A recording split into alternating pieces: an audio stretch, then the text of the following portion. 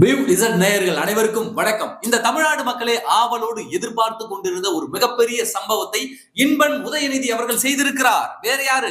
நம்ம கருணாநிதி குடும்பத்தின் கடைசி கழுசடை இன்பன் உதயநிதி அவர்கள் வழங்கக்கூடிய ஒரு மாபெரும் இந்திய வரலாற்றிலேயே முதல் முறையாக எடுக்கப்படக்கூடிய 2 மெகா ஸ்டார்களை வைத்து எடுக்கப்படக்கூடிய ஒரு அற்புதமான திரைப்படத்தை இந்த தமிழ் சினிமா உலகிற்கு கொடுக்கவிருக்கிறார் இன்பன் உதயநிதி. என்ன படம் தெரியுமா? எல்லாரும் எதிர்பார்த்து கொண்டிருந்த 2 மெகா ஸ்டார். ஒன்னு கமலஹாசன், இவர் திமுகவினுடைய கொத்தடிமை.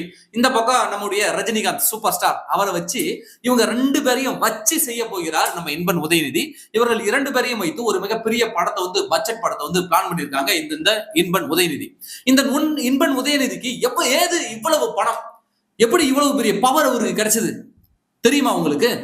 இந்த இன்பன் உதயநிதி சிறு வயதிலிருந்தே, அதாவது சிறு குழந்தையாக பிறக்கும் போதே பணத்தோடு கையில் பிறந்தவர். குழந்தையாக அவர் தவழும் போதே, அவர் தவழ்வதற்கு ஒரு சம்பளம், அவர் எழுந்து நடப்பதற்கு ஒரு சம்பளம், அவர் எச்சில் துப்புவதற்கு ஒரு சம்பளம், இப்படியாக அவருக்கு கொடுக்கப்பட்ட அந்த சம்பளத்தை வைத்து கொஞ்சம் கொஞ்சமா சேர்த்து வச்சு அதை வட்டிக்கு விட்டு இன்றைக்கு பல்லாயிரம் கோடி கணக்கான ரூபாய்க்கு சொந்தக்காரராக அந்த இன்பநிதி திகழ்கிறார். அவர் கஷ்டப்பட்டு உழைத்த பணங்கள் அதெல்லாம். அந்த பணத்தை வச்சு தமிழ் திரையுலகில ஒரு புரட்சியை ஏற்படுத்துவதற்காக 2 மெகா ஸ்டார்கள் 40 வருஷத்துக்கு முன்னாடி நடிச்சாங்க. 40 வருஷத்துக்கு முன்னாடி நடிச்சதுக்கு பிறகு அவங்க நடிக்கவே இல்லை, சேரவே இல்லை. 2 துருவங்களாக இருந்தார். அந்த 2 துருவங்களை ஒரு துருவம் ஆக்குகிறேன் அப்படின்னு இந்த இன்பன் உதயநிதி அவர் கஷ்டப்பட்டு உழைச்ச சம்பாதிச்ச பணத்துல இன்றைக்கு ஒரு சூப்பரான ஒரு படத்தை இயக்க போகிறார். அந்த படத்தை இயக்கக்கூடிய இயக்குனர் யாருனாக்க நெல்சன். அந்த படத்தினுடைய மியூசிக் டைரக்டர் யார் அப்படின்னாக்க அனிருத். இப்படிப்பட்ட நபர்களை வைத்து படம் இயக்க போறாங்க. இதற்கான பட்ஜெட் என்ன தெரியுமா உங்களுக்கு? ஒண்ணும் இல்லைங்க, சொந்த காசுங்க. நம்பணும் நீங்க, இது இன்பன் உதயநிதி வேர்வை சிந்தி உழைத்த சொந்த காசு. இது ஒண்ணும் அவங்க தாத்தன் கருணாநிதி கொடுத்தது இல்ல, அவங்க தாத்தன் மு.க. ஸ்டாலின் கொடுத்தது இல்ல, அவங்க அப்பா உதயநிதி ஸ்டாலின் கொடுத்தது இல்ல. நம்ம ஜாபர் சாதிக்கு போதைப் பொருள் கடத்தி வித்து அவங்க பணம், அந்த பணத்துல எடுக்கக்கூடிய படம் கிடையாது இது. இன்பன் உதயநிதி வேர்வை சிந்தி உழைத்த பணத்தில் எடுக்கக்கூடிய படம் இது. ரஜினிக்கு ஒரு 200 கோடி ரூபாய் சம்பளம், நம்ம கமலஹாசனுக்கு ஒரு 200 கோடி ரூபாய் சம்பளம், நெல்சன் டைரக்டர் இருக்காருல்ல அவருக்கு ஒரு 20 கோடி ரூபாய் சம்பளம், நம்ம மியூசிக் டைரக்டர் அனிருத்துக்கு ஒரு 10 கோடி ரூபாய். அப்புறம் ஹீரோயின் யாராவது நடிச்சாங்கன்னா எப்படி பார்த்தாலும் ஒரு டாப் ஹீரோயின் தான் போடுவாங்க. நேஷனல் லெவல்ல ஹீரோயின் தான் கொண்டு இறக்குவாங்க.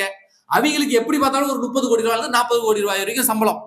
அப்ப அந்த டெக்னீஷியன்ஸ், அந்த ஒர்க் பண்றவங்க, அவங்களுக்கு எல்லாம் சம்பளம். அப்புறம் படம் தயாரிப்பதற்கான சம்பளம், இதெல்லாம் இருக்கு. இந்த சம்பளம் மட்டுமே பாத்தீங்கன்னா கிட்டத்தட்ட ஒரு 600 கோடி ரூபாய் வந்துருங்களேன். சும்மா ஒரு 600 கோடி, சாதாரண ஒரு 600 கோடி.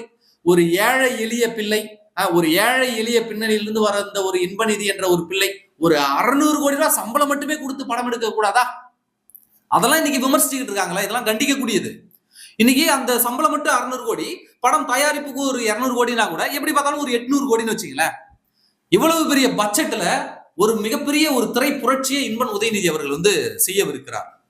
இப்படி எல்லாம் கேட்கும் பொழுது நம்மளுக்கு எவ்வளவு ஒரு ஆனந்தமாக இருக்கிறது. ஆஹா, ஹாலிவுட்டையே மிஞ்ச போகிறது தமிழ் சினிமா அப்படின்னு நீங்களாம் பெருமிதம் கொள்வீர்கள். சரி, இந்த பணம் எல்லாம் யாருதுடா, எங்க இருந்துடா வந்தது?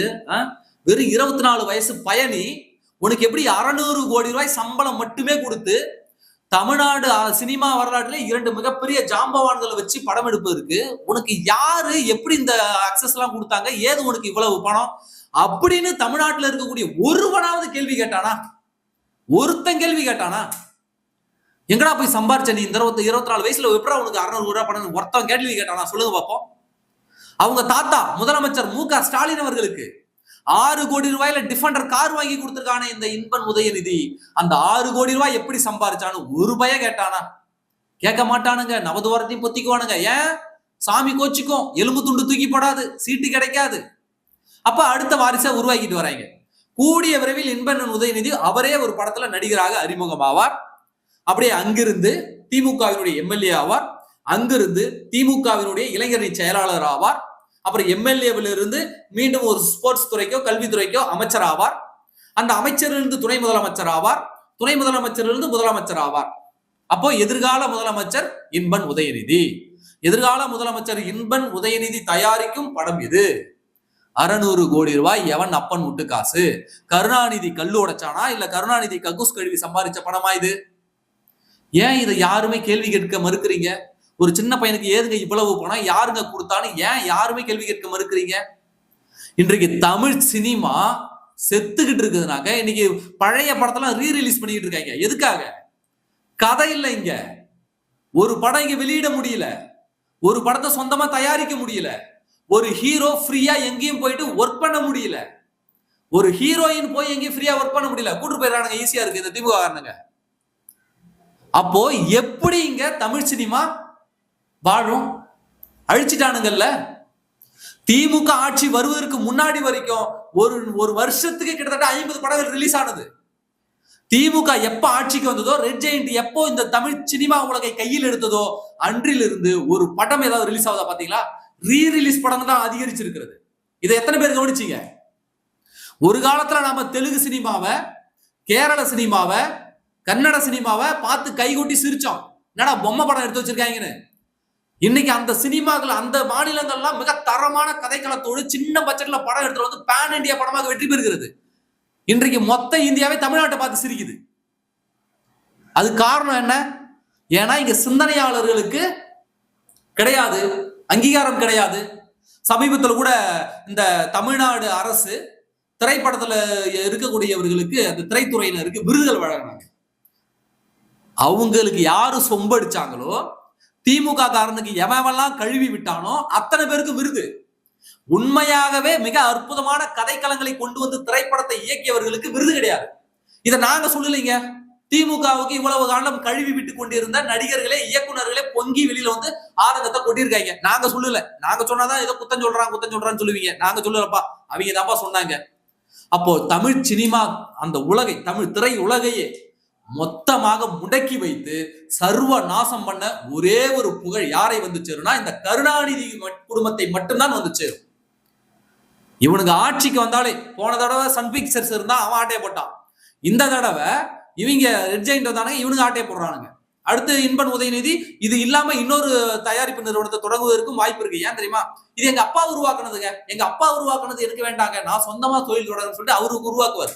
முதல்ல இந்த ரெட் ஜெயண்ட் உருவாக்குவதற்கு உதயநிதிக்கு ஏதரா பணம்னு கேள்வி கேட்டாலே மொத்த பேர் சிக்குவானுங்க. உதயநிதி எந்த கம்பெனில போய் வேலை செஞ்சா, எங்கடா போய் சம்பளம் வாங்கலாம்னு கேட்டாலே மொத்த பேர் சிக்குவானுங்க.